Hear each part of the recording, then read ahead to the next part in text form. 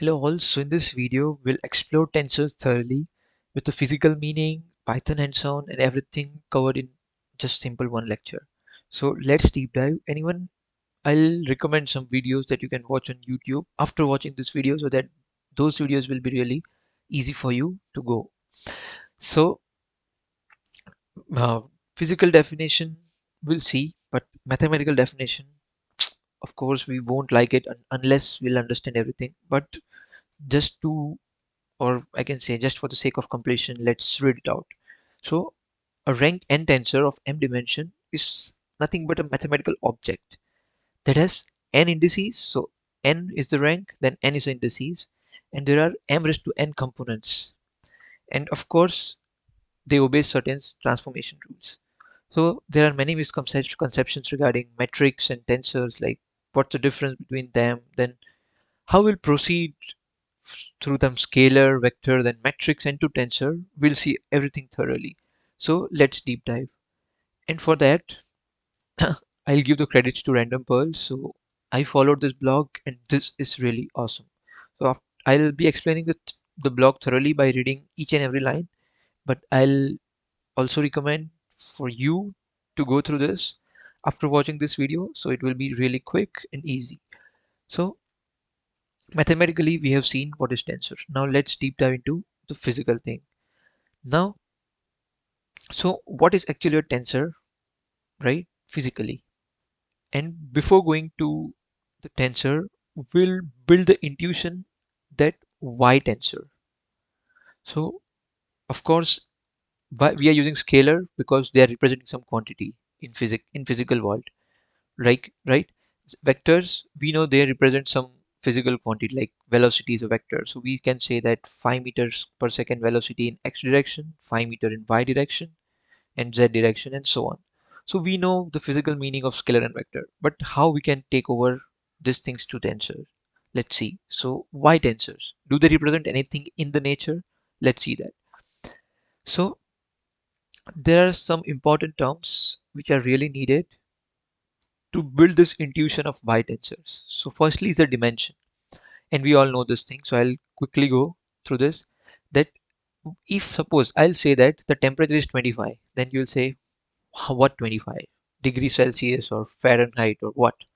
So always dimension should be associated, which is if I'll say the temperature is 25 degrees centigrade, then we'll say that oh yes, it is good. So this centigrade, this 4 kg, just 4 iron is like what is this? But 4 kg of iron makes sense. This kg centigrade, all these things are dimension. Going to the magnitude, we all know this thing, and I don't have to explain. This just 25 that I already just said is called magnitude.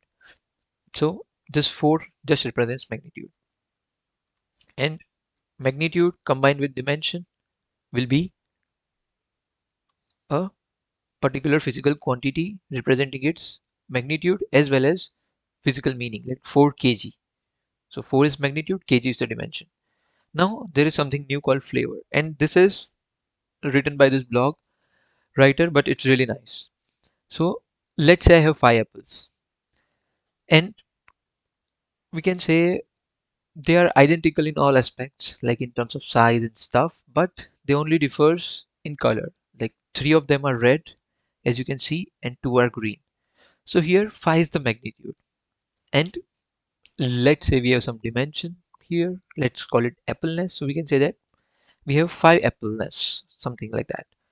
But now, even though looking this, so here the author writes, even though looking at my apples as apples will suffice in many scenarios, and which is true. And but there will be some situations where we differentiate this green versus red. So it's kind of a racism thing here. But here, red and green are the flavors of our entity, which is apple.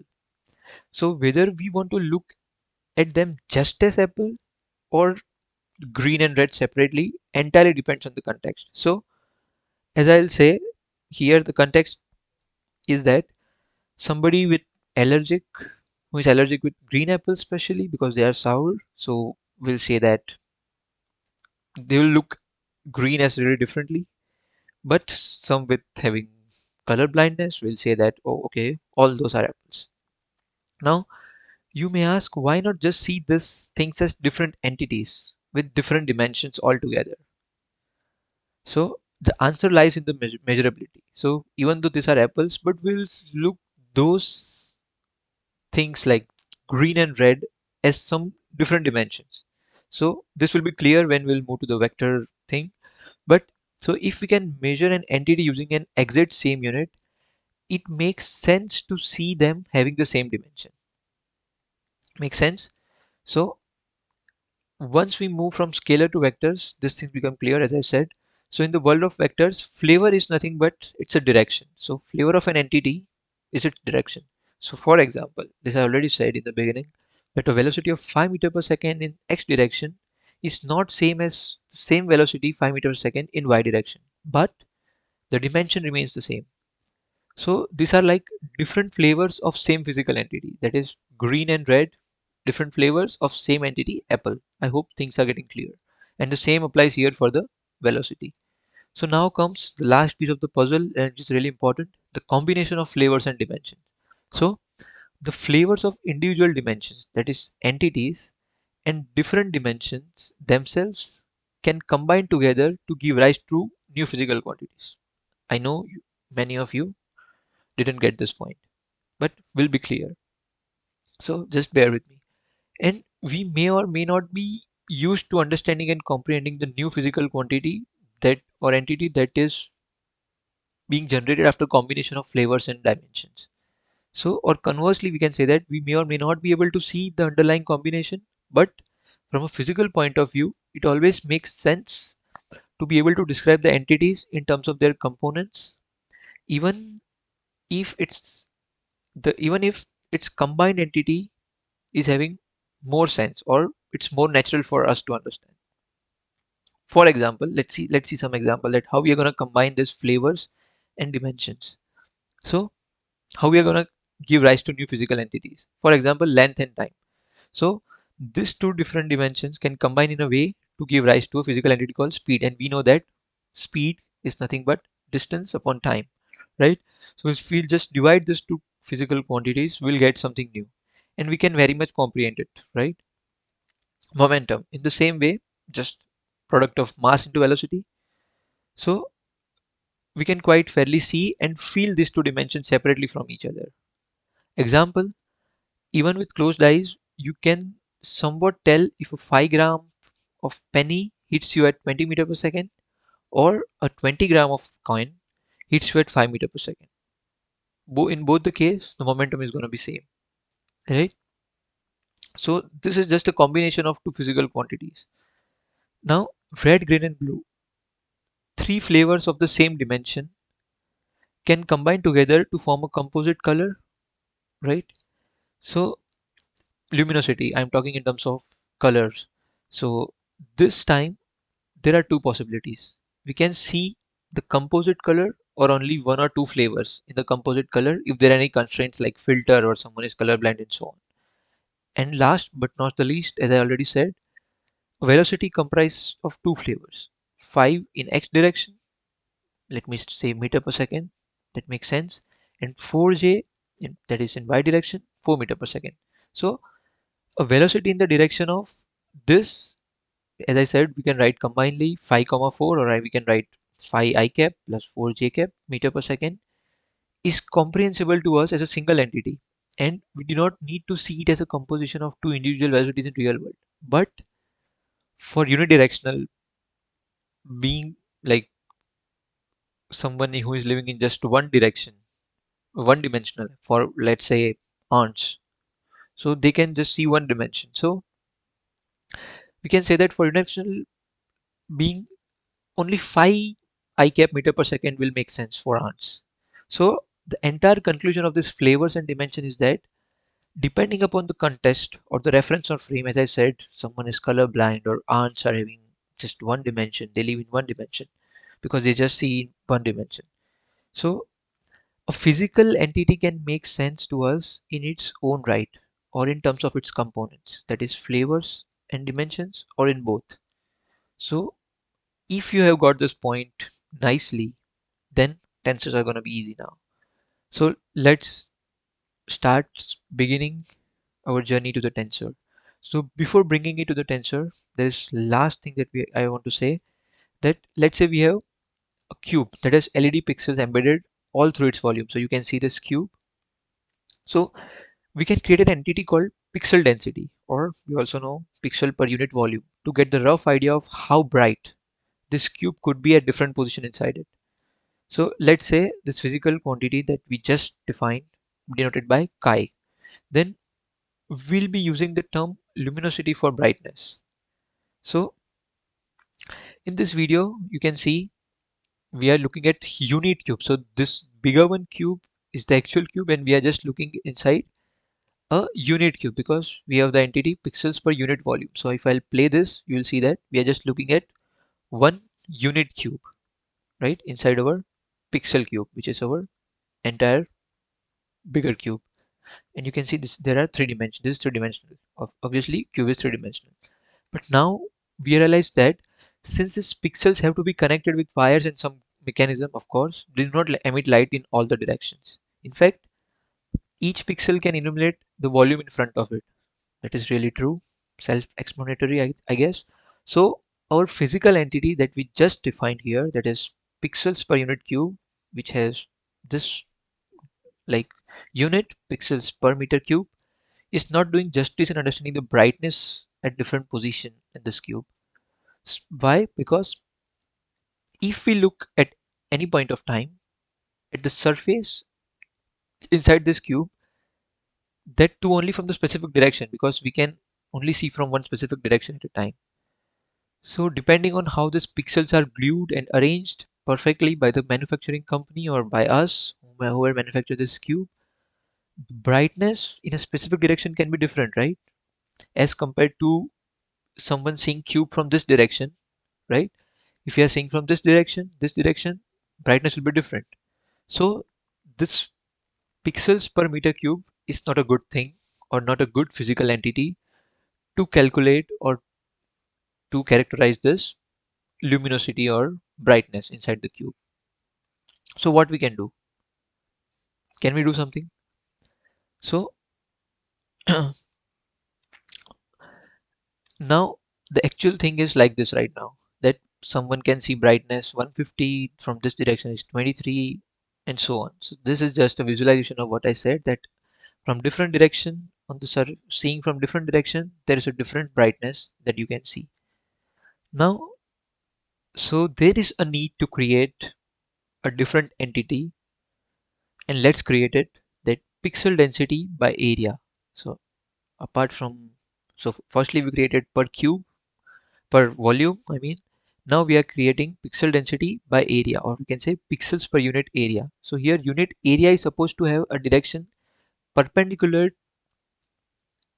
to the unit area in the question. So what this means is nothing but, as we all know, area is also a vector quantity. So this, let's say this is some surface of that cube that we are seeing, that this is the area vector which is perpendicular. So this is coming out of it, right? And if we are looking in 2D, we can write like this as well, right? This is the area vector. So area vector, remember, will always be perpendicular to the surface or the area. So let's continue. So here where we left, because yes, the unit areas can be facing different directions. We'll need to have not one but three values for our new physical pixels per unit area, because since we are in having in we are in 3D, we have three different directions for the area as well, like it will be in the x, in the y, or the z direction, as you can see in the axis here. So the question is that, as I said, the unit area is supposed to have direction that is perpendicular to the unit area in the question, and the pixels counted will be the ones that emit light in this direction, of course. So physically, if you want to understand, this length or the magnitude of this area vector should be proportional to the pixels, that is the light that is being emitted by the pixels or the LEDs which are in this particular area. So let's assume this pixel densities are constant. let's say we have uniform pixel densities, like density I doesn't mean per volume, but this pixel density that's we created just now here, pixel density by area or per unit area. So now in total we can write that, let's say the pixel density in x direction is 150, 23 and 85. So we can write like this. Or we have, if we have unit surface, this is any surface within the cube and this is a unit surface. So it's like n. We are just denoting different things differently. So you can see here L, N and here LS. So this is too obvious thing. But now let's get back to our physical quantity which we just defined, that is pixels per unit area. Here we have combined two physical entities, pixels and areas, to get new entity. The same thing that we did for momentum and so on, velocity and so on. But it so happens that one of our underlying entities, area, comes in three flavors. As we know, Sx, Sy and Sz. So in order to have any physical meaning of our entity's pixel per unit area, we need to break it into three flavors. Pixels per unit area perpendicular to the x direction, then perpendicular to the y direction as I already showed you in the slides, and in the z direction, right? So in order, because like combining all this together doesn't make sense, but individual thing like pixels per unit area perpendicular to x direction, then perpendicular to y direction and perpendicular to z direction will make more sense, right? So these individual flavors, in spite of being scalars by themselves, that is, if you'll see this, these are just scalars by themselves and not even having any direction. We don't have any direction for this brightness thing, but cannot be just added together to give total pixels. So it means that we can't just simply add 150, 23 and 85 and we'll say that we'll have total pixels by unit area at that particular point. Rather, this individual things in x, y and z direction will make more sense. So this entity, that is pixel per unit area per direction, is neither a scalar, of course, it's not a scalar, and but it's not also a vector, right? And it has got flavors, each of which has magnitude, but not a direction associated with it. And these flavors separately do make sense to us because it doesn't have any direction, but separately it makes sense to us. So we just write these flavors or components together and understand this thing to represent a total luminosity per unit area at that point for all the directions. So we call this combined thing, that the quantity that we cooked up, I can say, is a tensor. So I hope things are clear why tensor is needed, right? Here the need of tensor is clear. Now let's see how we are utilizing tensor. So it is something that brings together different components of the same entity together, but without being added. So without adding them together in a scalar or vector sense of addition. And this is how tensor differs from a scalar or vector. So tensor is a more generalized thing. We'll see what the relation between scalar, tensor and matrix and so on. So it exists by definition, but we can mostly make sense of only its individual components. So here individual components makes more sense. So as we have seen this thing, so this in general is a tensor that represents chi or pixel per unit area per direction in our pixel cube, right? So here you can say that there are directions taking place. So this can be considered in some books, in some blog that I referred, that vectors with two directions, vector as we all know should have just one direction, but when vectors is having two direction like this, that per unit area, as I said, area is also some having some direction, and there is also some direction of the cube, right? The surface area of the cube, that is this thing, that per unit area per direction. So there are two directions taking place here. I hope I'm clear. So now let's upscale this. Now rather than just one dimension, let's upscale it to RGB, that is red, green and blue pixels. So we have total all the colors because we know that RGB are the primary colors. So now our total luminosity per unit area for a given unit area, and this is the direction of that itself is going to have this three flavors: red, green, and blue.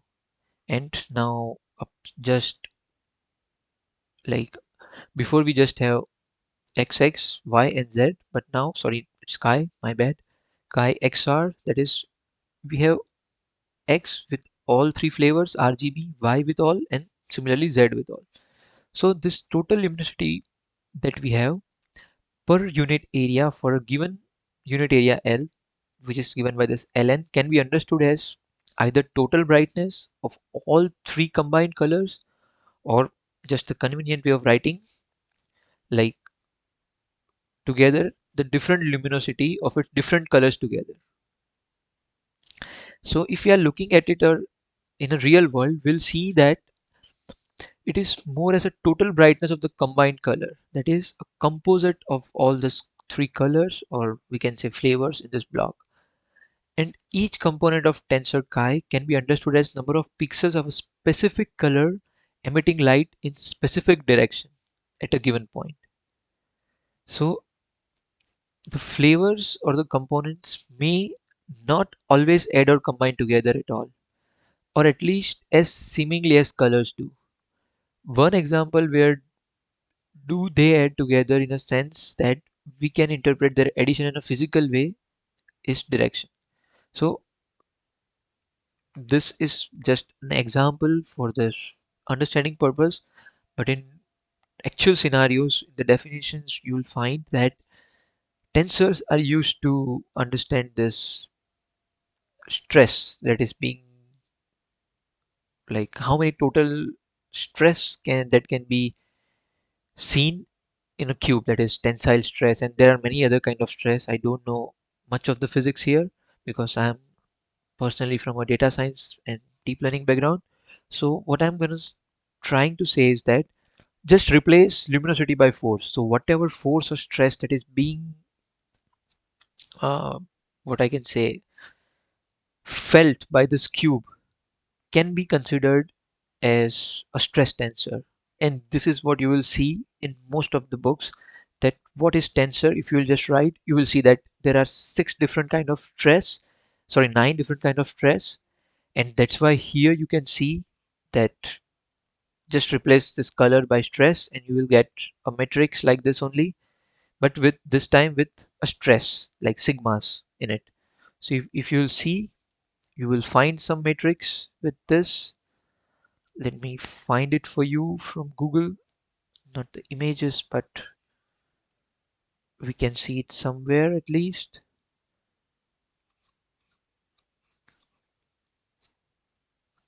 Or if it's not there, mm,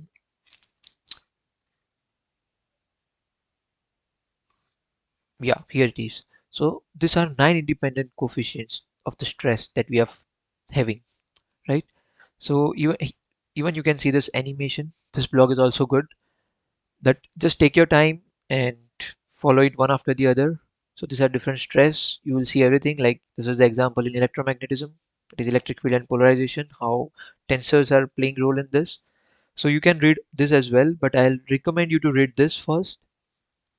So now, having understood that why tensor is needed, now we'll see some good hands-on, and I'll recommend you to watch this, which is What is Tensor by Science Asylum. This guy is really nice, and you can see the stress tensor here, and he'll also explain all the stresses in the animation in a clear, concise way. And this guy is really funny while explaining, so you will find this really helpful after watching my video, of course, because this is something that he's not showing, which I bridge the gap. Now I'll go with the hands-on on Python. So as we all know that TensorFlow is a good library for like a deep learning thing, but we'll not talk deep learning in this video. But firstly, like I didn't, let me just take a few seconds and tell you that from where this term tensor came from. So tensor came from, I think, Latin word, and which is nothing but a stress that not a stress, a mental stress, but stress like which can expand or contract an object. right? And this is how the name comes, a tensor. But I also want to show you that a tensor in machine learning, because the course is totally focused on machine learning that I'm teaching. So tensor here are considered as a common data structures that is being used. And as I said, what's the difference between tensor and a matrix? So we'll come at this point. But tensor in machine learning, how we are going to use it. So note that we have a working definition of tensor, but why are they so popular in machine learning? Well, let me explain. Computers need to learn data, and tensors are more natural way of and more intuitive way of processing many kinds of data, especially big data.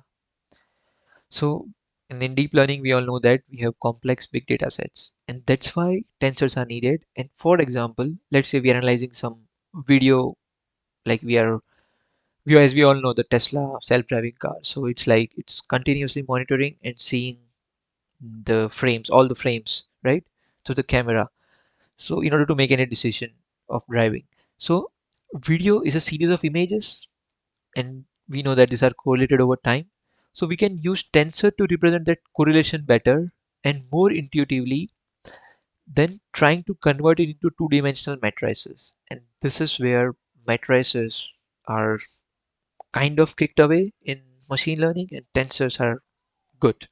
So we'll see that how metrics and tensor are related. So a couple of times I said in this video that how these are two related, but we'll see that.